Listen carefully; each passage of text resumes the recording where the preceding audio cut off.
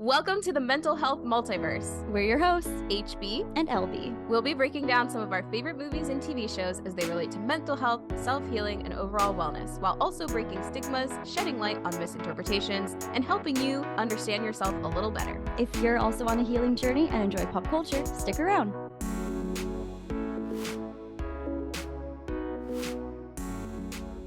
Hey everyone, LB here with a quick little introduction / disclaimer before we get into the meat of the episode. We started recording without officially introducing who we were talking about, so I'm going to do that here. We are talking about Merida from Brave.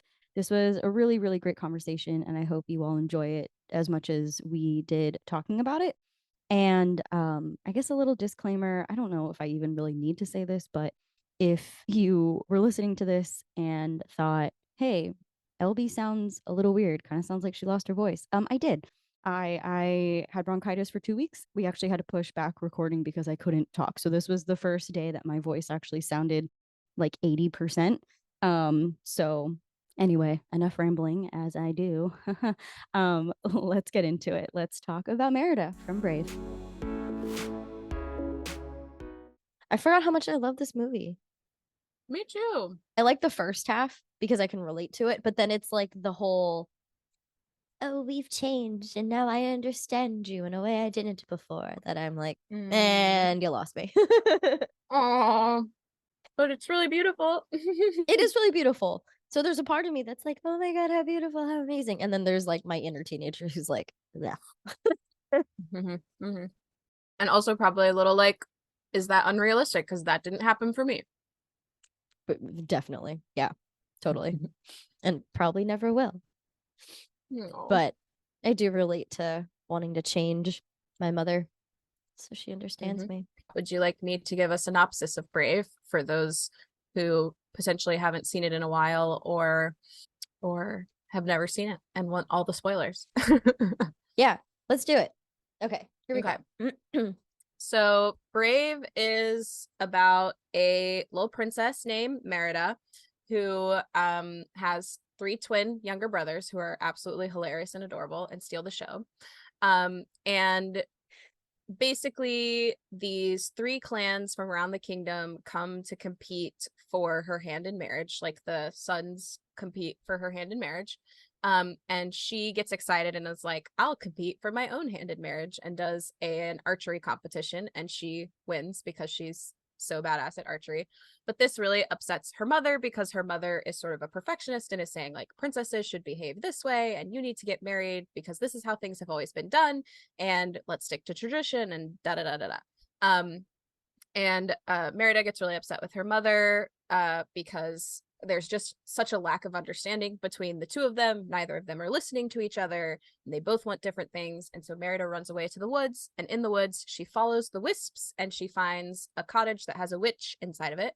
And the witch promises her that she can change her mother's mind about the marriages, and basically change her mother.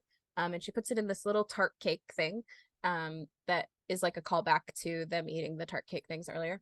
And then Merida brings the spell, which is in this cake, to her mom and feeds it to her. And there's a little bit of understanding starting to happen right before her mom eats the cake, because her mom is very much like, I'm just glad that you're safe and that you're back, and we'll worry about everything else later.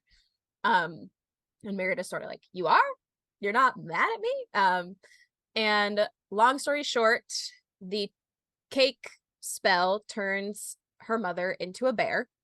And to backtrack a little bit in the story, Merida's dad has a longtime nemesis who is also a bear, called Mordu, who took his dad's leg and is just this like, his dad's basically like identity is the fact that he bested this bear. So the fact that her mother turned into a bear is bad news bears, because her father hates bears. And so fast forward, they go back to the cave, try to figure out how to reverse the spell, and essentially the way to reverse the spell is to mend the bond that was broken. And Merida thinks that's literal, and she thinks she has to like sew up the tapestry. But what it really means is that they had to mend their relationship. And while her mom's a bear, she comes to understand a little bit more about where Merida's coming from, and that Merida has actually taken on a lot of the duties of a princess and does understand what it takes and all of that. And her mom decides that they can and should be able to break tradition if they want to. And then she's caught as the bear, and all the people go chase after her. And the other qualification of the spell is that once the sun rises on the second day, she'll be a bear forever. And there's little glimpses of her turning into the permanent bear, which is really scary. So at the end, all of the men have chased Merida's mom, the queen, into the forest, and you see Mor'du, and there's this big twist that this has happened before, and that Mor'du is actually the prince from centuries ago, who made the same. He wanted to be as strong as 10 men and all this kind of stuff. And so the queen kills Mor'du, and you see the prince's spirit go away. And they're like, we really don't want this to happen. But throughout all of those adventures, the bond had technically been mended. And as the sun rose on the second day, her mom was restored, and everything was happily ever after. So that's that. Oh, beautiful. No, that's a really good recap. Yeah. And the brothers turned into a bear at some point too. I guess they like ate the crumbs of the thing or whatever, and then they turned into they were always cubs. stealing like pastries and stuff. So like I like how the camera like panned down to the tart, and you like just see it sitting on the table, and you're like, oh no, what's gonna happen? And then the little brothers come out as little bears, and you're like, ah yes, they must have stolen the tart. I wonder what they thought of it, like because when the mom ate it, she like was like, ew, this is a really interesting flavor. And I wonder if the brothers were like, huh. Yeah, they steal the show, honestly. Like in the scene where you get like a good depiction of how the king is like so not hung up is the wrong word, maybe you'll think of it, but like he retells the story of him defeating this bear over and over again.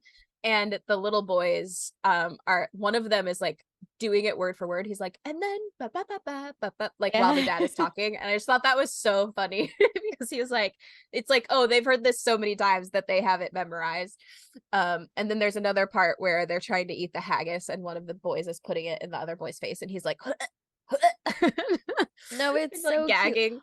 It's so cute. And I think it is a representation of how like they got, I don't want to say they like got the chance to be children, because they're so young that I don't think anyone could really impress the duties of princes on them, obviously. But it is an interesting contrast where like they get to be kind of mischievous and do all of these things, and then Merida is like held to the standard of like, this is what a princess is supposed to be like. And from Merida's perspective, this has been the message she's heard her entire life. So I think it is really interesting, that contrast between the triplets and her. So yeah, she does bring that up too in her like opening monologue, and she's sort of like, and they can do no wrong. Yeah, they could get away with murder. I wasn't even going to try to do a Scottish accent. I can't do accents. No, won't be. It would be bad. I would just sound like Shrek, and he's not. Is he Scottish? I don't know.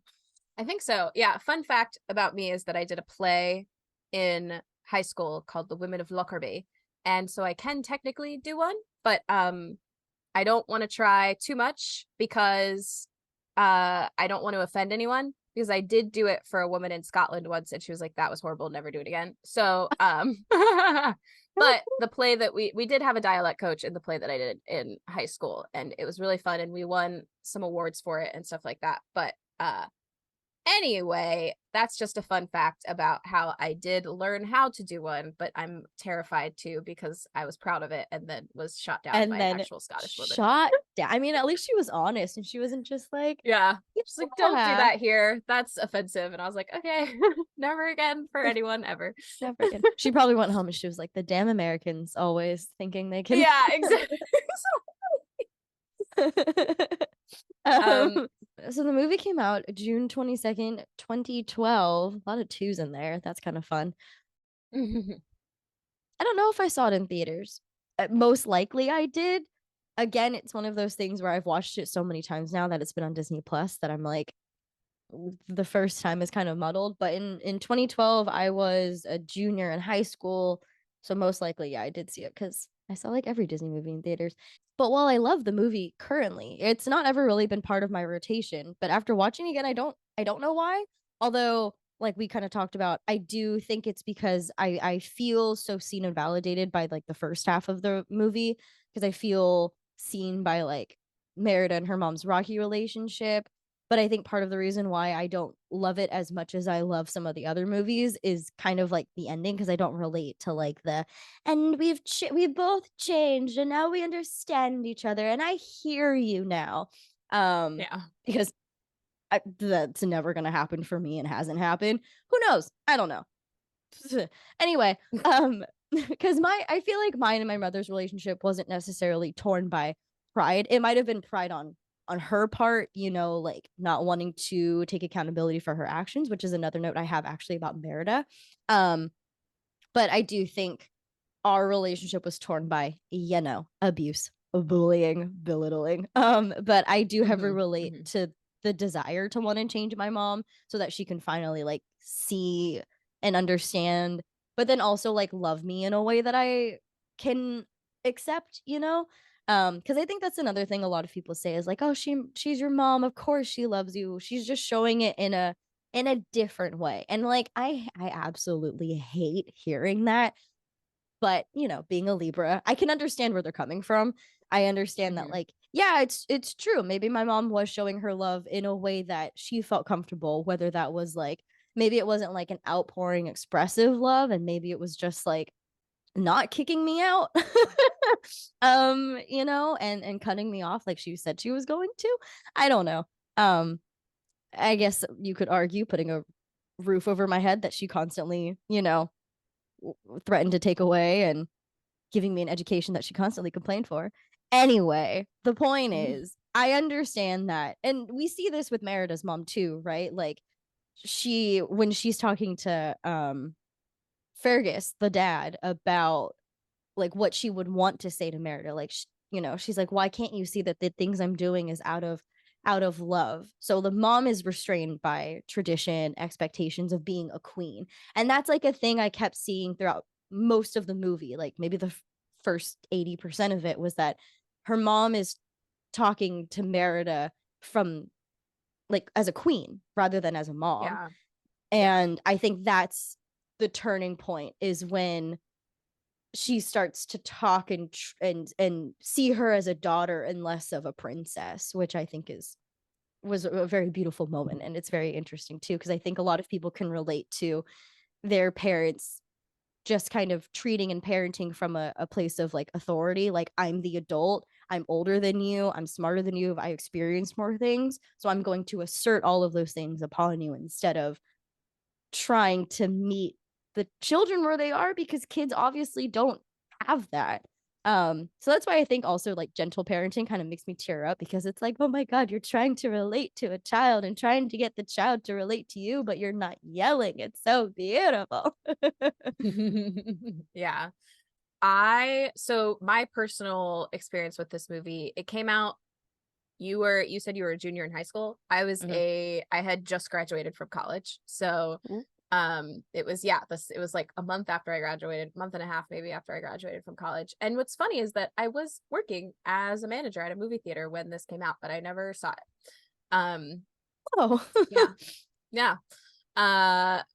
That was a hard summer for me to relate to you in parent stuff. After I graduated from college, my dad kicked me out of the house, was fully like, you're an adult now, you're not allowed to come back home.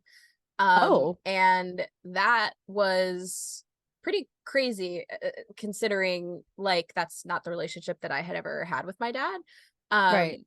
And so I spent that summer, that specific summer of 2012, I was nannying, and I would do in-home nannying, or I would get in-home dog sitting, pet sitting gigs, so that I had a home before I moved to New York in August of that year. So that's why I moved to New York, was basically because my dad was like, you're an adult, you got to get out of the house. So I can relate to you in that way. Yeah. Can I ask you a question? Was Hallie treated the same way? No. Well, Hallie it's different because it's different because she was obviously like 6 years younger than me, so she wasn't anywhere near graduating from college anyway. But when Hallie did go to college, she actually only went for a semester and then dropped out and then came home. And then a couple, like, I can't remember how much longer after she left college, she moved to LA. But I think it was a similar, she wasn't kicked out, but I think it was a similar, like, I need to get out of here situation. Interesting. Okay. No, I'm just curious because I think, we've talked about this, and I'm sure we'll talk about it either in this episode or in future episodes about how the eldest is sometimes treated differently than the younger sibling. So I was just curious. Yeah. Hmm. Yeah. I mean, like, I do think it was different, but like, again, it was sort of a different circumstance too, because she never finished college to like be like, oh, now you're an adult. Considered now an leave. adult. Yeah. Yeah. Whatever. But yeah, so it's funny that that's what year this movie came out, so I can sort of relate to you in the situation of like your mom never kicked you out or whatever, and like my dad fully did. But I saw this movie for the first time in like right when Disney Plus came out. I think I've talked about this before on the podcast, where there was a bunch of Disney movies that I had never seen that when Disney Plus came out, I would just kind of like watched a bunch.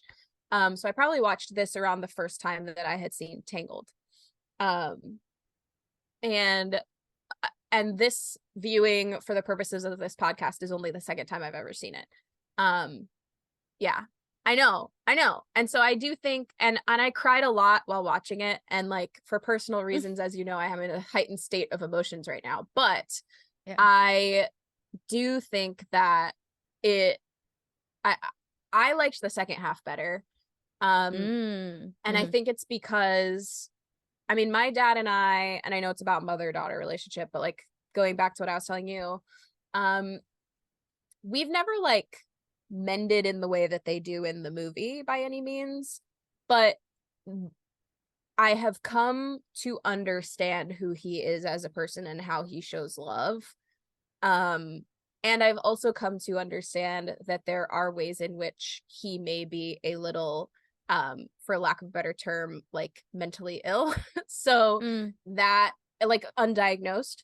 And so I think that plays into this too, about the way that I was treated then versus how I'm treated now is different because he's in a different place in his life now and also mentally. Right. And so I'm not going to say that that's why I liked the movie, but to relate it to something that I maybe can relate to. But I do love the action. I think the first half of the movie is fine and wonderful, but it gets really interesting once the mom turns into a bear for me. Like that's when I'm like, oh, now it's good. Now it's interesting. And seeing how all of that plays out and how it ends. And to go with what I think, we normally share later, like one of my favorite lines in the whole movie that we've talked about a little is when Merida looks up at her mom and she's like, "You've changed." And her mom goes, "Oh, darling, we both have." It just sort of like, to me, explains like to have an understanding and caring relationship with someone. Sometimes like a theme, and to talk more about themes too, which we'll get into, like a theme that came up a lot in this movie was like listening and not hearing each other. Like I'm trying to express myself and you're not listening to me. Like they both have that sort of moment. And by the end, they've both listened to each other, have understood each other, and have made changes to repair their relationship, which I think is really beautiful in the end. Yeah, no, I made a note of that too when Fergus is like, you just need to talk to her. And she's like, I am talking to her. And I made a note that like you're not talking with her though, and you're not talking to Merida, you're talking to the princess. And I think when she makes that shift, and I think it's also helpful that like as a bear, she can't necessarily talk back and she actually has to listen. And I think that's the lesson the mom has to go through, is actually hearing and listening to Merida. And Merida's lesson, I think, is a lot of like, not so much standing up for herself, because she does a really good job of that throughout the movie, but I think expressing herself in a way that one, she feels comfortable doing, and two, that her mom can understand, because she too starts to go from, oh, my mom isn't like, she is the queen, but she, like, that's not her only identity. And I think it's also, that's another theme I think that comes up, is identity, and like the roles we either feel we have or have to fill in our family dynamic, in society, in our friendship groups, or whatever. But like, we can be different people. And I feel like in a past episode we've talked about how you're the same, you can, like, authentic, your authentic self is like the same person throughout. But I think in this context we are multifaceted, and that's, I think, the point I'm trying to make here. No, I love that. And it brings up that, like, how her mom keeps saying that, like, princesses don't have weapons. And then when they're in the forest, it comes in handy that this princess in particular is able to have weapons, because the breakfast that the mom tries to make has like worms and dung and all this kind of stuff. So Yeah. so like, I think it is saying that, like, at the same time as like being your authentic self doesn't have to only be one thing either. Like, you can be a princess who also yields weapons. And that's something too that I wanted to bring up about specifically like her skill in archery, which she's obviously had. They kind of do, like, in the very, very beginning of the movie, they show her as a kid, like, trying to take her dad's bow and arrow, and then he's like, I gotcha your own, and it's like really cute moment. But like, to go into fitness a little bit, just to like talk about what I like to talk about in the context of these episodes, is like, something that I took away from this is how important it is to cultivate specific skills in children, like archery, for example, because that is one place that Merida is so confident in. Like, she's so confident in her skill in archery. Like, that's one thing that she doesn't question throughout the whole movie. Like, she questions almost everything else about herself and what she's done and who she is.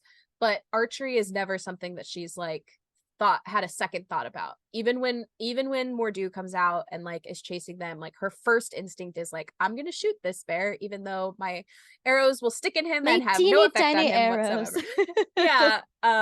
And then there's that like montage of her where she talks about, like, she has one day of the week where she doesn't have to be a princess, and she goes riding her horse through the forest and has her little like course, her little obstacle course of all the like all of the targets that she's set up for herself and all of that. So I thought that that was a really cool through line of the film, is that like there was an area where she was 100% confident that never really shook. And I liked that it was archery, because that is it is not only a very specific skill set, but it is also a physical activity, and it is some sort of like it can be considered exercise, but also it's good for your mind and brain and body. It's good for your mind and your body. And so I did love that about her specifically, was just that she has this skill that she has cultivated, that it's absolutely never questioned. Yeah, it's 100% yours. There are two thoughts that came up when you said that. The first is like,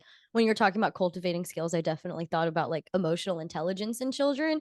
I think that's a skill that is also worth developing, obviously. But then also, like, sports. I grew up as a swimmer, and I'm not going to say like I was amazing or I was good, but I was like decent. But that was definitely a place where I felt like I could be myself, in that it's the beautiful part about swimming is that you don't hear anything. Like, you like the crowd screaming, but you hear nothing but the water in your ears, and it drowns out your internal thoughts too, which is also kind of fun. And then the fact that like my parents never came to my high school meets or anything, was that like this was solely me. And when you're a swimmer, you are racing yourself. So it's like isolated in that sense, but you're also part of a team. Like, this is where I met my best friend in the entire world, and we had like a really fun time. Anyway, all of that to say, there are so many instances. It's like, my brother went through this. My brother played basketball. He started when he was like super tiny, 4th grade. But my dad had played basketball growing up too. And so it wasn't ever really my brother's like skill to develop or space. It was like my brother would play and my dad would come in with like criticisms or, you know, whether or not he wanted them to be constructive, it felt like he was just, you know, nagging on my brother, like, why didn't you do this better? Or you need to do this, like kind of like what Merida's mom does to Merida, is like, a princess shouldn't do this, or does do this, must do this, does not do this, blah, blah, blah, blah. And I could definitely see that for my brother. And so I think it's really important when we're talking about this, especially in children, like, let them figure it out. This is why they have coaches. They're young. They're not going to play basketball at like a professional skill set or whatever, because they're kids and they're figuring it out, and it's okay that they like aren't good at it. And I think, you know, another thing that you talked about was perfectionism. Totally, that the mom was trying to hold Merida to a much higher standard than Merida was capable of meeting. And it was kind of doing a disservice to both of them, because Eleanor felt like she was failing Merida. Because, you know, they talked about the whole marriage thing was like, you know, it was interesting too, because the way she talks about it is like, Merida, all this preparing and all this planning and all these lessons, but she never says like, I've been preparing you for all of these things, because I think on some level she feels like she has failed Merida because Merida doesn't feel ready for these relationships, which I think is really really interesting. And I lost my train of thought. What was I saying? No. It made me think of something too. Yeah, it's like obviously Merida is really good at archery, and that is a skill that she has cultivated. But to like let kids choose what skill they want to cultivate. Yeah. Give them the opportunity to decide what their thing is. Like for the little boy I babysit, it's soccer. And like his precious little heart, I'm gonna cry just like saying it, like since he was like two, he's been convinced that he is the fastest kid on earth. Like and I would never ever tell him that he's not. Like I would never be like, oh, let's get realistic, buddy, you're not as fast as that kid. Like, but there's some sort of confidence that he has had in his ability to run since he was like 2. And it was obviously adorable then, but now that he's 7, like it's even more adorable because I can see it coming out, and he is really confident in his ability to play soccer because he thinks slash knows that he is a fast kid. Like he believes, right? That's what I mean by that. He believes that he is fast. Yeah. Therefore, he enjoys playing soccer because it's something that he feels like he is good at.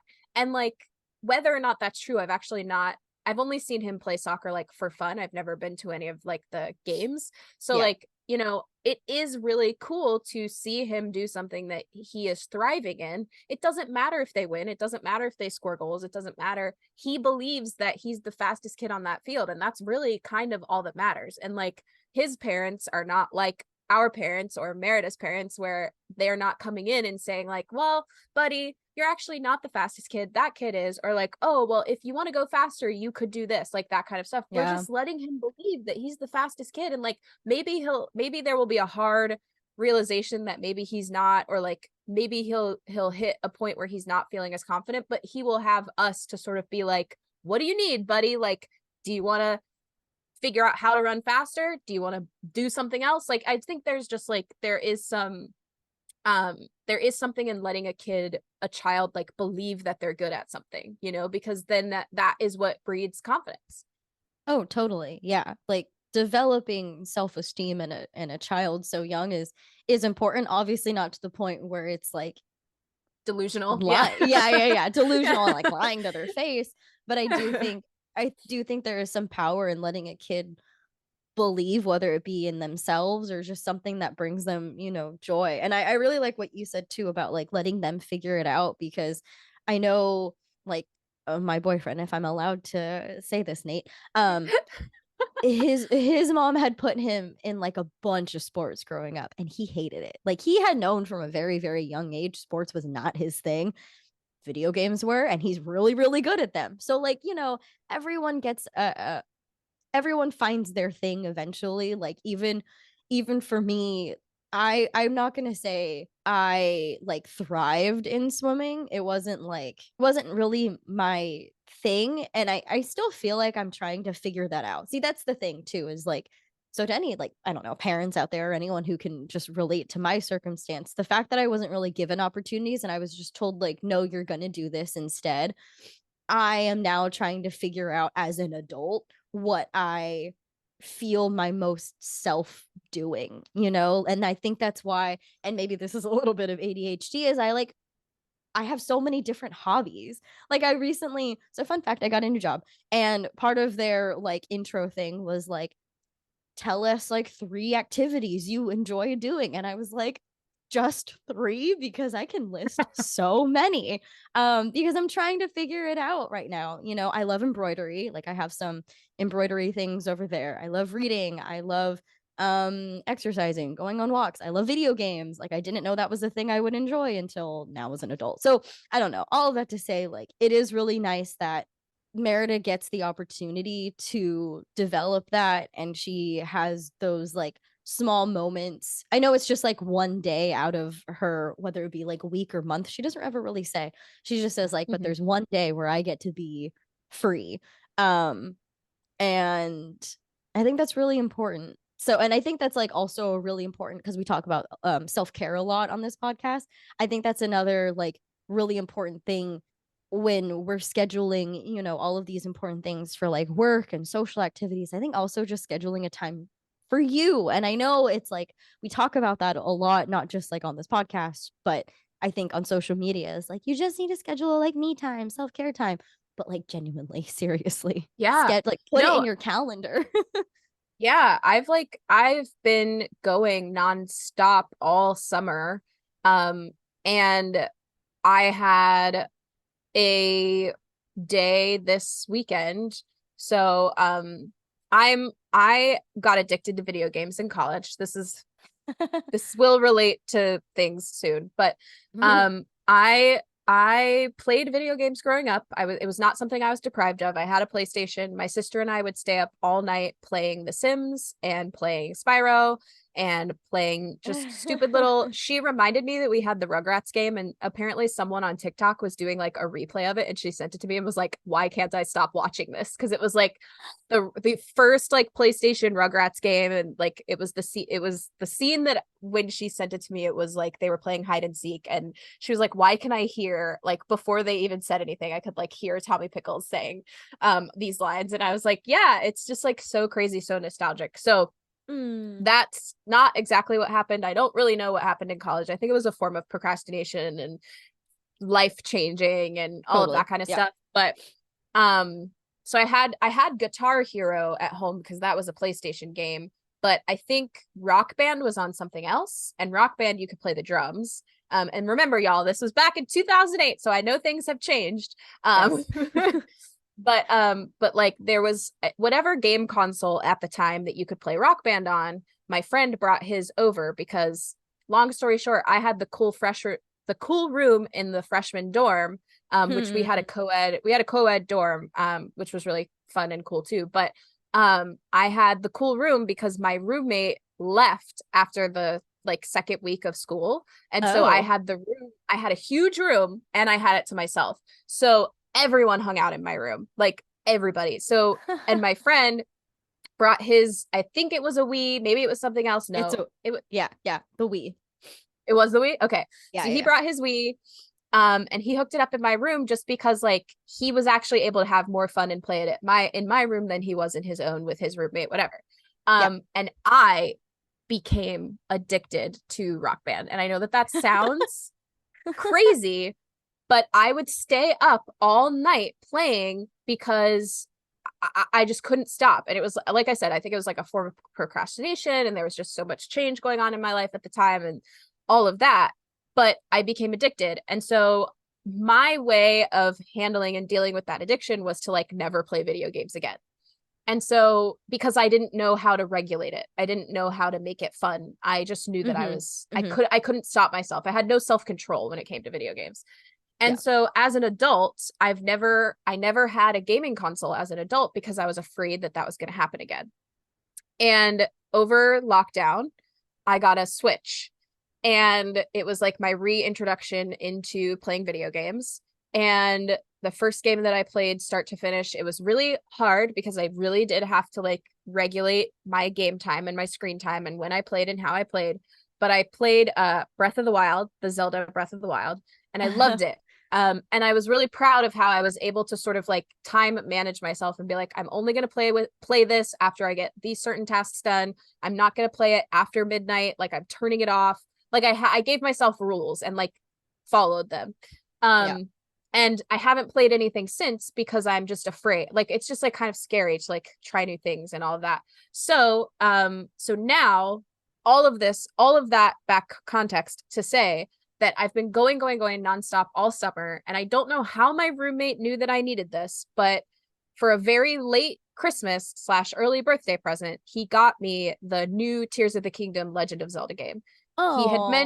He wanted to get it for me for Christmas, but it wasn't out yet at Christmas of 2022. It came out in the spring, and then in the spring he had forgotten about it, so he ordered it when he thought of it, which was this summer.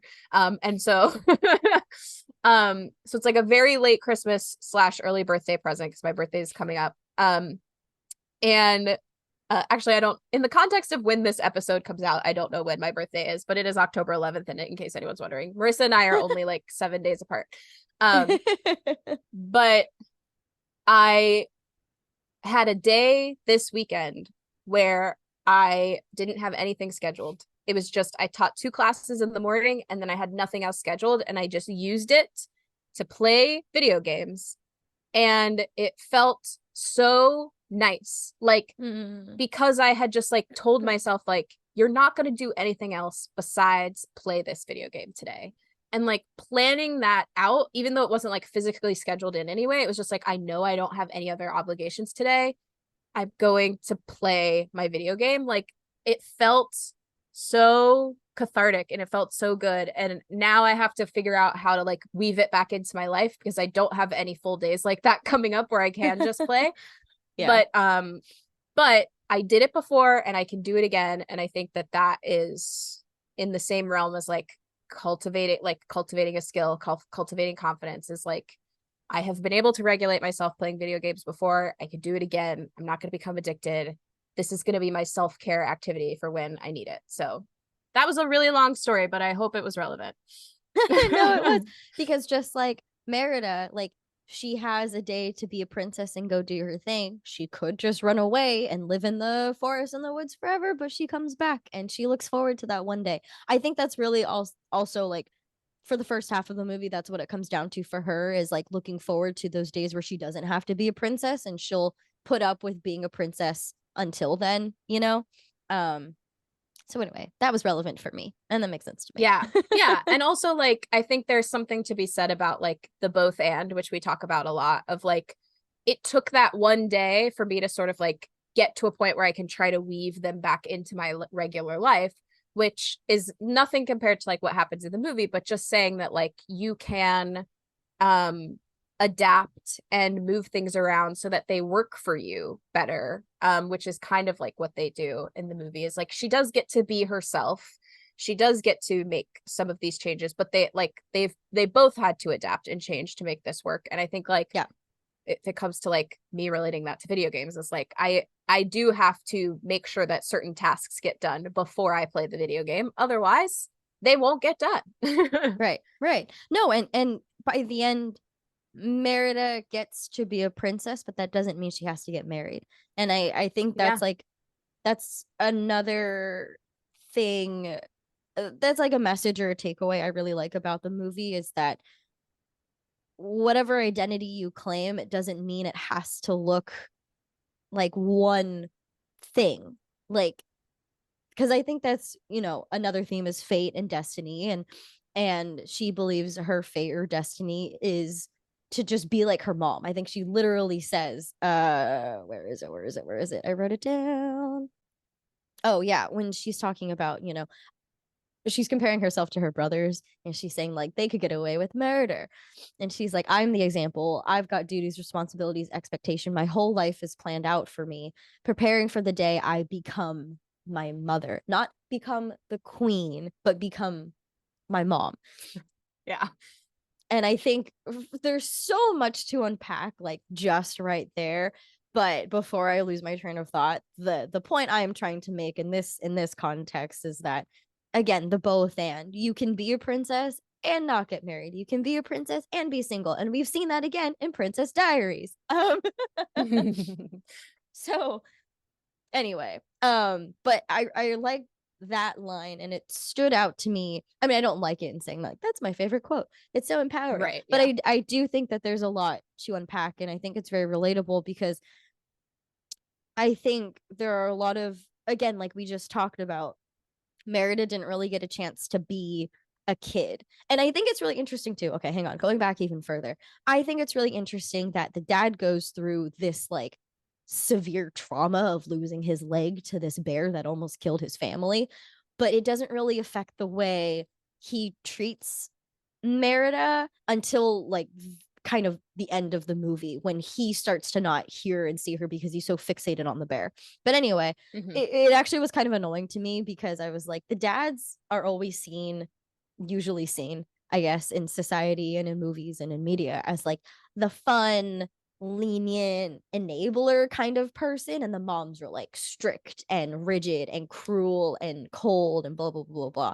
And so I didn't love seeing that again, I think, but it was nice, that conversation that Fergus and Eleanor have in her room after the fight, and the mom's like muttering to herself or whatever, and he's like, talk to me like you would talk to her, because obviously they have developed their relationship enough where Eleanor feels comfortable speaking to him like a person, not like the king, right? We like never, I think that's also really interesting. We never see her treat him like, oh, you're the king, you're quote unquote above me in some way, but she's also the queen, so of course he's not above her. Going back to Merida, I think it's interesting that he is pushing for her to be a kid, to have somewhat of a normal childhood that only a princess who likes to fight and wield weapons can. But I know, like, this is something I related to a lot, was I think a lot of the reason why I have a strained relationship with my parents, with my mom specifically, is that every quote unquote lesson they were trying to teach me was basically how to be an adult as a child. Like definitely that parentified child label, role, whatever. And I know that, like, yes, it is helpful to like teach your children how to prepare for adulthood, but I think there's a difference in preparing them for adulthood and forcing them to be an adult when they're a kid. And that's like obviously not fair, and I think there's a lot of detrimental side effects and consequences to that. And so I think it's interesting, the dad is like letting her be a kid and obviously wants her to stay his baby girl for as long as possible, I guess. And the mom is like, you're gonna be queen someday, so you need to act like it now, versus like, you're gonna be queen someday, so let's prepare you for when that happens, but also recognizing that like you're just a teenager and you're just a kid. So I thought that was really interesting. Yeah. I think relating that to a healing journey, real quick, is that we can recognize that those were the lessons trying to be taught, and that they weren't taught in the way that was helpful to us, and giving ourselves the opportunity, like we're talking about with video games, to find the things that bring us joy, reconnect us with our inner child, give the inner child an opportunity to like come out and experience something that they didn't get to at the time. Yeah. And I want to piggyback off something you said much earlier about about how dads are portrayed. Something funny, and just I'll bring it up because I talked about my dad earlier. My dad has always been both. Like the fun, like he was the fun uncle. And you could talk to like my cousins about this and everything, is that like they always were like, oh, whenever he came to family events, he was always so fun. But then we flip into adulthood now, and I have a couple of cousins who I'm really close with who I've talked with about this, and it's like, but I now see past that. Like I now see that it was both, he was the cool fun uncle, and also that he was like an overbearing mean dad. And like Mm-hmm. and it was and it I think that's also kind of funny because it like the way that you mentioned that that's kind of how like dads are always shown as like being more of like enablers and all of that.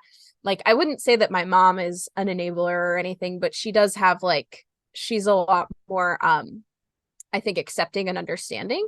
Um and then my dad is my sister and I always make this joke about like how we're so surprised that we turned out so normal because our parents are both like so drastically different in the way that we were raised. Like we were raised by two very very different people in terms of like discipline and the way that their expectations of us and all of that. And we're like I guess we just like leveled out in the middle and we're like, all right, we're not gonna please either of you, like There you go.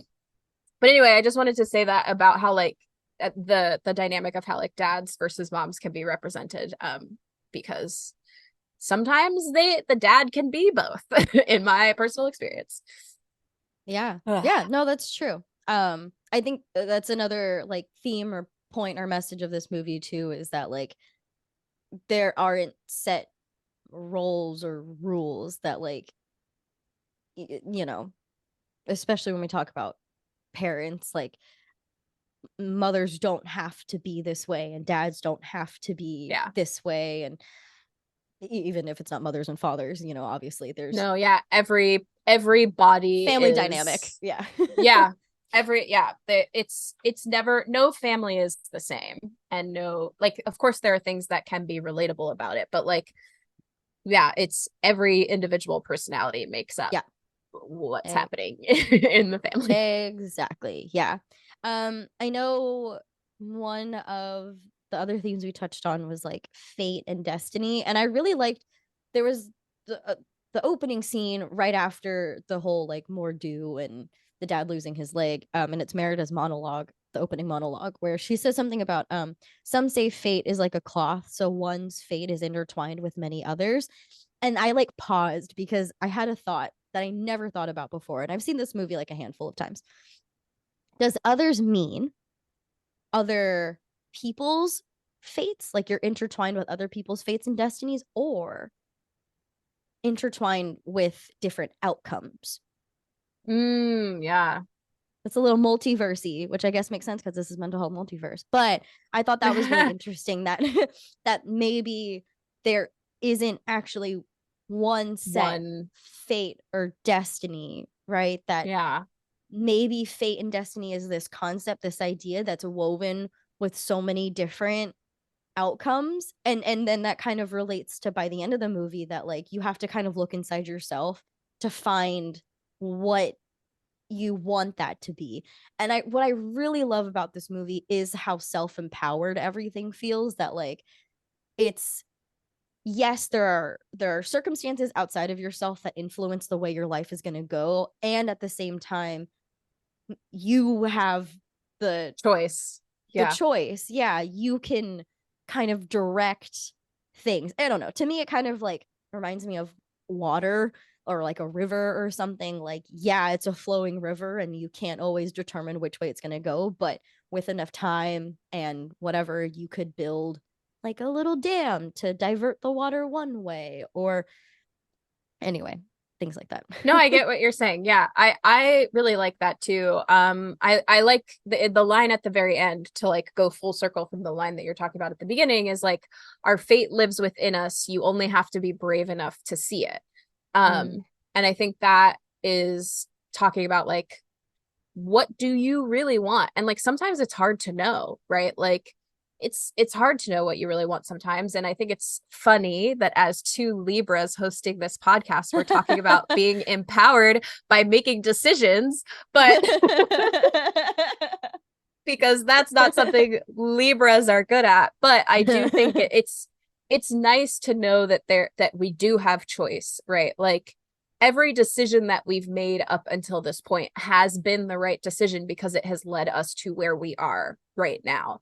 And I think that it's helpful, especially as Libras, or like as people who it might be harder to make some decisions, is knowing that people. yes, that's that word. But like knowing that any choice you make is the right choice. Like I think that is it might be kind of existential and hard to hear, but like it's something that has helped me, and like I'm whatever I decide is going to be the right thing. Like if I decide to like leave, or if I decide to stay, or if I decide to quit, or if I decide to like, you know, whatever it is that you decide is always the right choice in that moment, because it's going to get you to the next thing. Yeah. And like I think making the decision is the thing, like not which decision, it's making it. Exactly. I think that's something we've talked about in a previous episode, is it's less about like making the right or wrong decision, but trusting that no matter which way you go, you can handle whatever comes next. Yeah, and exactly. And that every decision is just a decision. It's not whether it was a good or a bad one. It was just a decision you made in the moment that felt either right to you or fit the circumstances that you were in, to either help you get through it, help you survive, whatever the case may be. And I think, yeah, that's a really good point. Oh, so in that opening monologue, yeah, like what you said, she says then about fate, it's the one thing we search for or fight to change, which is a theme that I really like about this movie, that's breaking tradition. I think the reason why I relate to that so much is because growing up, that's all I heard was like, well, that's just the way things are. It's always been this way. It's going to keep being this way. And you just need to like basically continue the cycle, whether it was like obvious or not, or like a subtle cycle, whether that was like parenting, generational trauma, whatever, or just the cycle of like, this is how like children have shown up in relationships with their parents, so you need to keep doing that. And I think so many cycle breakers can relate to that, of we have recognized that the way things have been going don't work, and at least they don't work for everybody, and or so no longer we are serve. Yeah, right, so we are choosing to not continue that cycle. And I yeah, I really like that. Another theme. Oh, go ahead. I don't know if you're gonna say something. I was just going to relate that to the theme of like pride, which It's going. yay, same Look minds. at that. But yeah, it's just like it's so I think it's because they're pretty much intertwined, right? The like the Merida and Eleanor both have really strong wills. Like they're both really, really headstrong and really Yeah. like I want things to go this way. Like Merida wants it so badly that she goes to a witch and casts a spell on her mother. Like that's how badly she wants things to go her way. Um, and so like I think pride plays a big part in like the way that the plot of this movie like plays out. And even as I said earlier, like the quote of the spell to break the spell is you have to mend what was broken by pride, right? Is that Yeah. Mend the bond torn by pride. Yes. Yes. Same thing, different words, but yeah. Different words, yes. Mend. I had to scroll to my notes. Yes, mend the bond torn by pride. Yes. Yeah. I think what's interesting too is yes, there was the physical tearing of the tapestry. But I do think there's some pride in Merida not taking responsibility for her actions. Cause like when I forget who it is, like realizes maybe is it the brothers? No. Yeah, I think it's the brothers, where they're goofing around and the mama bear comes into the room and they're like putting owl wings on the bear and then antlers on the bear or something too, and she like she disciplines them and tells them to put everything back as much as a bear can. And the brothers are like, and Merida comes in and the brothers are like, what happened to mom? And the mama bear's like, what are my kids doing? And Merida's like, blah blah blah blah, she's a bear now, but it's not my fault. And I think like she keeps saying that, she keeps saying like, this wasn't my intention, I wasn't trying to turn you into a bear, I just asked the witch to give me something that would change your mind, not change you, but it's not my fault, it's the witch's fault, I didn't want this, and it's not until she says like, this is my fault, I did this and I'm sorry, and I understand now that it wasn't what I should, I shouldn't have done this. That's when we start to see, I think, the shift. And I think that's when the bond obviously starts to get mended, because I think, I forget when she says this, but I wrote it down. She literally says at some point, like, there's no one to blame but me. And I'm like, yes, self-awareness, we love it. Accountability, we love it. That's just so important. Not only like the pride, obviously the mom has to put aside in being the queen or whatever, and like, well, this is just the way things are, so we have to keep it that way, or admitting to that, when she like burns the bow, we obviously see like that hurt her just as much as it hurt Merida. It hurt her doing that. And admitting that like the things that she has had to I would use the word force Merida to do in, the marriage, the betrothal, whatever. Admitting that like she had reservations too about being betrothed, and she doesn't like having to force Merida into doing something she doesn't want to do, but she feels trapped by the confines of tradition. So I think there's just a lot of pride being set aside that makes way for more open, loving, and honest communication, which I think is just important in any kind of relationship, but especially with a parent and child, because like we talked about, right? Like young kids only see the world that's in front of them, but adults have had the years and experience to see past, present, future, relatively speaking. Having to teach those kinds of lessons in a way that a child can understand is tricky and hard, but the best, I think, and of course I'm not a parent, I think the best way to do that is just with a lot of love and compassion. And I think we definitely see that by the end of the movie, is everybody just a lot of love. Love and understanding for each other. We already talked about the listening part of this too. And the very end. So one theme that I sort of saw come up that maybe you didn't, I don't know, but it was like the theme of like holding a grudge about how like the dad did against this bear. And also, I mean, if you want to talk about pride, the dad's pride in the fact that he bested this bear, and that's like been his thing like for years since it happened, right? Like he just like I mentioned at the beginning, like he's told the story so many times that everybody has it memorized.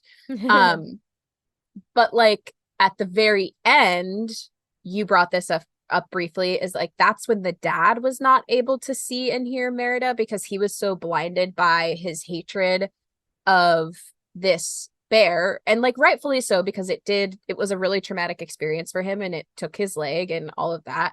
But he was so like masked by that hatred that like he couldn't see or hear that it was his wife that he was about to kill, who he like loves very much. And I also kind of like wanted to relate that to sort of like the fear of not necessarily the unknown, because like we know that it's a bear, right? Like, but like making judgments on or passing judgments on someone or something just because it is unfamiliar to you, or you like of course we should be afraid of bears. I'm not telling people to go out and befriend bears in the forest. But what I am trying to say is that like a lot of times we perceive things and make automatic judgments about them. And the perception there was that like there's a bear in this room with my daughter. That must automatically mean my daughter is in danger and I'm going to try to kill this bear. Right. And like, so because of that, like fear, and also like, I use the word grudge, but maybe it's not the right word, but like that, like experience that he has had that like has painted his idea of what it means to be a bear, right? That like tainted him from actually being able to see and hear what Merida actually had to say. Yeah, and as you're talking about that, what I'm hearing is like it's a trigger. He's triggered and he's responding to a present moment from a past reaction. because he's like super jumping into survival mode. He's like definitely going into fight mode, because and they call him that throughout the movie, is the Bear King, which makes me feel like he's been slaying just like a lot of bears, but I guess we don't have to talk about that. I know that Right. that's Yeah. sad. Because we don't really see any other bears in the forest. Anyway, so no, I we do think there's a bunch of stuffed bears along the castle walls, if you remember. oh yeah. So again, like that's also his identity, is the Bear King. So when he sees Eleanor as a bear, immediately he's like, one, I'm triggered and I need to kill this thing before it hurts anyone I love, because that has been the narrative or possibility outcome in the past before it hurts me or someone else that I love. And two, this is my identity as the Bear King, and I need to live up to that identity I've placed upon myself, that I've reinforced and that other people have of me.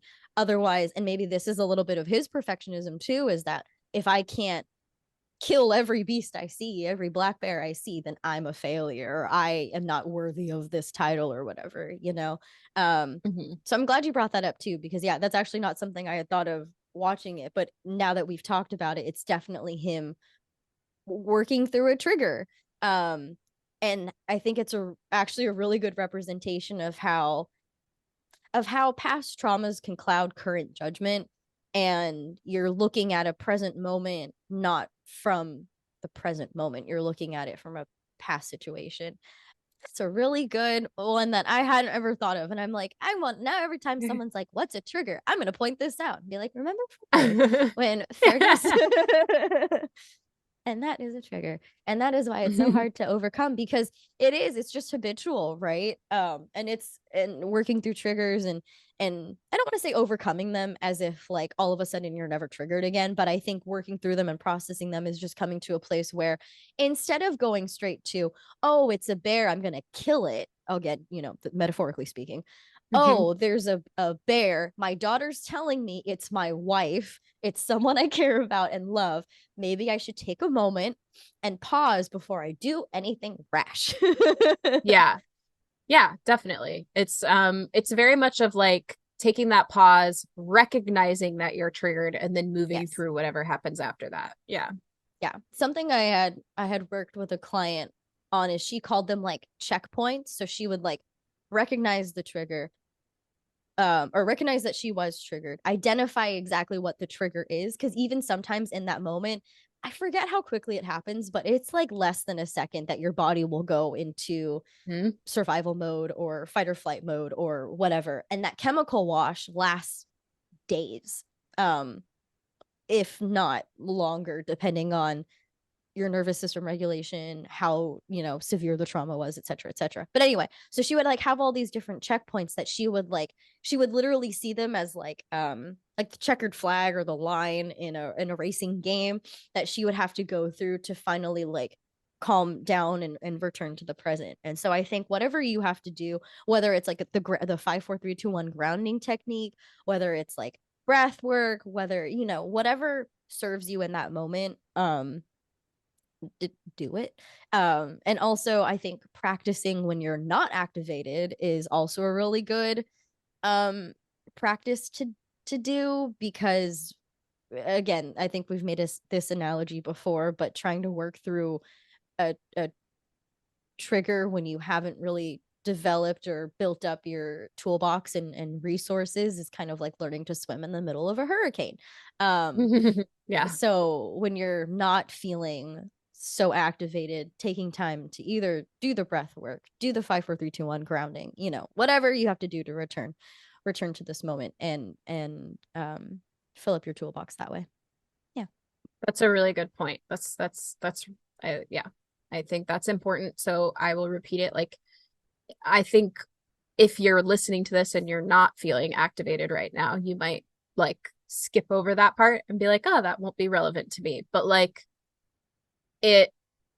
when you are triggered and you're trying to regulate, like it is really, really difficult. So I think it is important to practice so that when you are in a place where you're like, okay, I do have these tools. Which tool can I use? Because sometimes, like you said, you get that chemical wash and it's all you can feel or think about, and you can't reach for those tools if you don't have them readily available, basically. Right. It's kind of like leaving your tool belt. It's like if Batman left his tool belt at home and he went out to go fight crime, and then he found the crime happening and he couldn't do anything about it. Yeah. I mean, he'd definitely try to fight, but it wouldn't be as effective, right. without his Right. batarangs. His we're so nerdy. I love it. Anyway, yeah, no, I'm so glad you brought that up, because like I said, that wasn't something I thought of in the moment. So Well, I'm glad that you put the 2 and 2 together, because I was like, it's really not, it feels like a grudge, and that's what I want to say, but trigger is definitely like the better word for it. And that's kind of all I had to say about like fitness and body image. Just like just be wary of your judgments of things. Like, and this is like not when you're triggered, I would say. Like, you can't really control how you're feeling about something when you are triggered, but like, yeah. But just like taking a moment when something is unfamiliar to you, rather than just immediately being like, I don't like this thing, or I don't like this person, or I don't like this XYZ, whatever. Like taking a minute to like recognize that maybe it's just different, or you're just afraid of what it represents, and maybe then you can move past that immediate judgment. Yeah. I mean, I definitely experienced that, like on my own fitness journey, was like, I hate cardio. And I still to this day don't like cardio. However, I recognize that there are benefits to it. And whenever like I had an app I was using to like help me or whatever, and like if cardio came up, I'd be like, no, I'm not doing that. Or like the high intensity interval training or whatever, like, no, we're not gonna do that. And so I would skip over it. And now looking back, I'm like, oh, I see why. It's because it was like built, like strengthening my heart, so that when I go to do a workout, I'm not when I go to walk up the stairs, I'm not panting every time. Yeah. Or things like that. But that's why HB has a really cool program called Geeknasium, because it's using pop culture and nerdy things to make it fun and exciting. So anyway, I do have that. Yeah, and I was just about to say, like, you did my Moon Night workout was a cardio workout. I know, and I messaged you afterward because I think that was very early in our friendship, and I was like, this is amazing. It was really, really Yeah. fun. Yeah. Yeah. Well, thanks. Yeah. I feel like I've talked enough and a lot about the healing journey and stuff, but something we didn't actually talk about that we usually do is, what do you love about Merida? Oh, yes.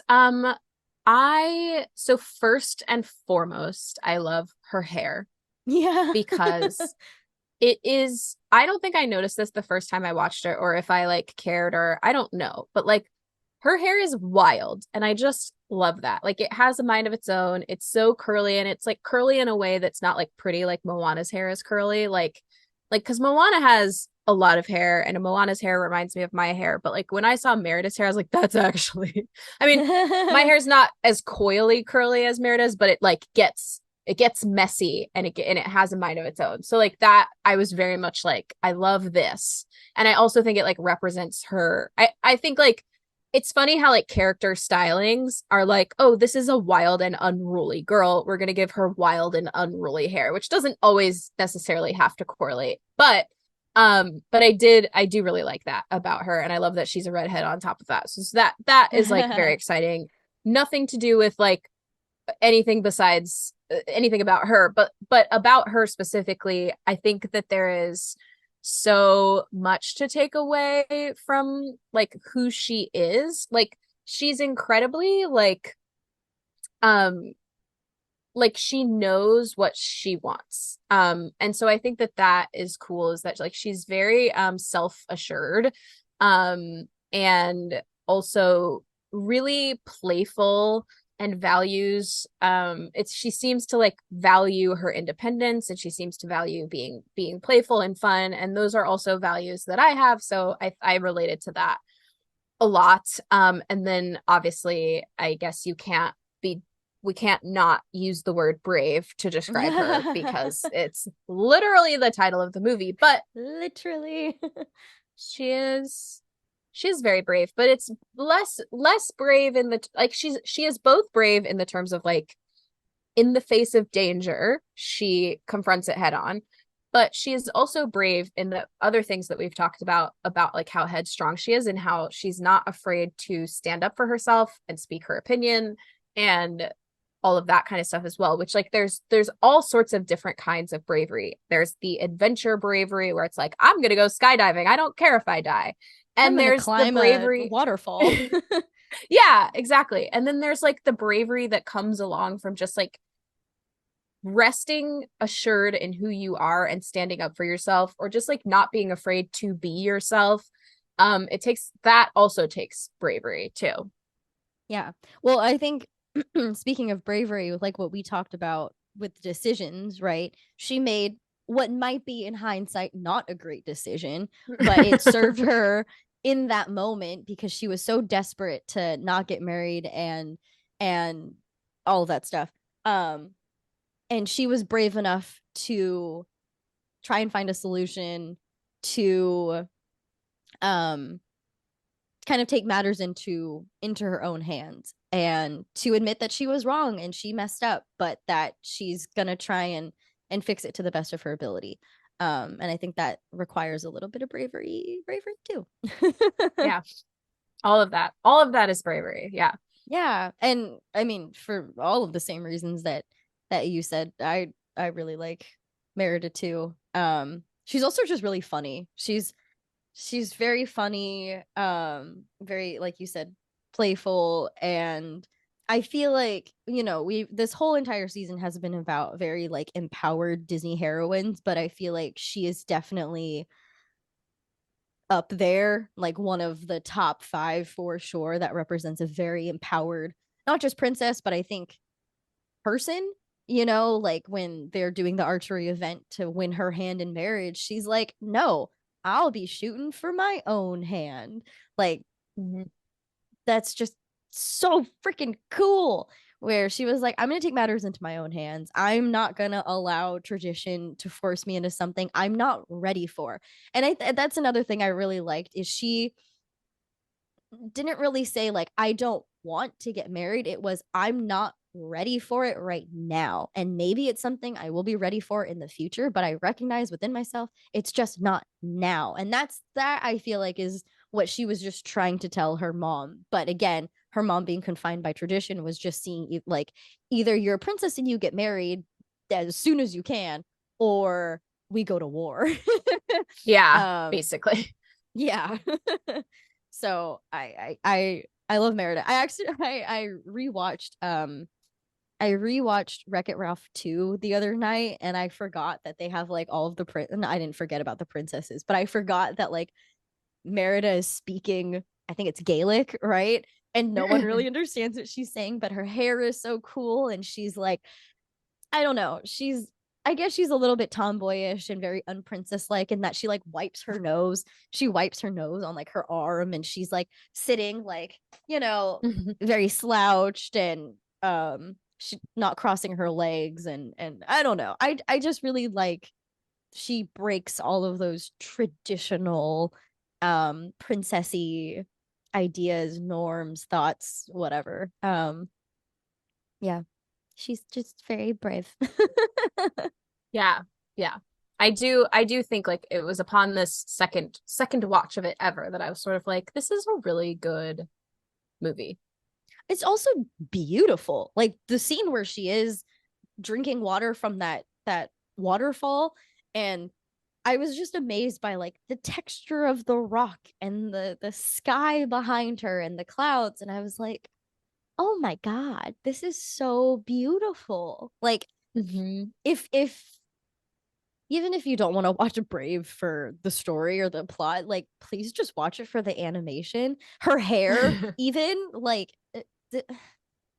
amazing, amazing. So great. It's so great. It's great. It's fantastic. We didn't outrightly talk about this, but another theme I noticed was definitely like generational trauma and curses. We definitely see that with Mordu, especially in trying to, again, we talked about cycle breakers, kind of break familial curses.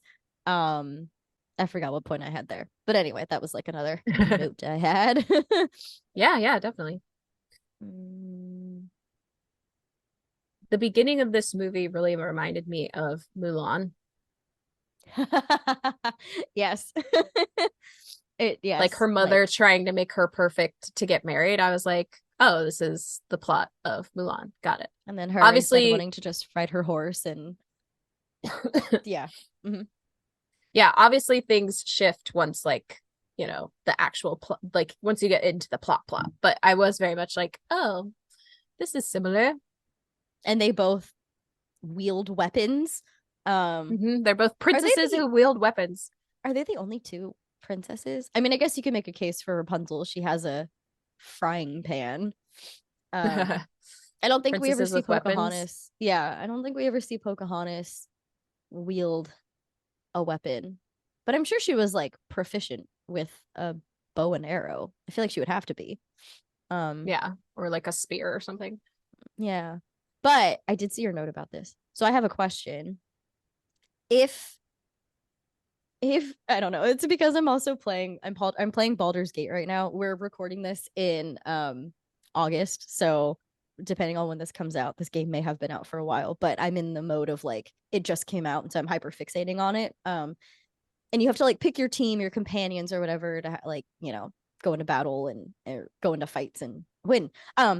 So I'm curious, if you could pick 3 princesses to be on your team, who would it be? Like pick your fighter. Choose your fighter. That's a great question. I think like I would go Moana for sure, just because she is my favorite and also very yeah, I can just see her really going to town. And because we just watched this, I will say Merida, because she's a fighter 100%. Like, and you know what? I'm gonna say Megara just because she could like persuade. Like in a D&D thing, it's always nice to have someone with a lot of charisma to like either deceive or persuade or like just get your parties away. So I could totally see that from Megara. Yeah. For me, Mulan, because it's Mulan and she could take out a whole army of Huns. But also I need that melee fighter. And then Merida for the archery, for the ranged thing. And then I'm trying to think of like a spellcaster. So probably Elsa, because that's a really good one. She could freeze people and yeah. I feel like she wouldn't be a team player though. We'll talk about that in the in the Frozen episode. Wild card. Yeah. But anyway, thanks for indulging me and entertaining me with that question, because I was watching it and I was like, because I'm playing a very turn-based RPG game right now, I wonder who Heather would choose.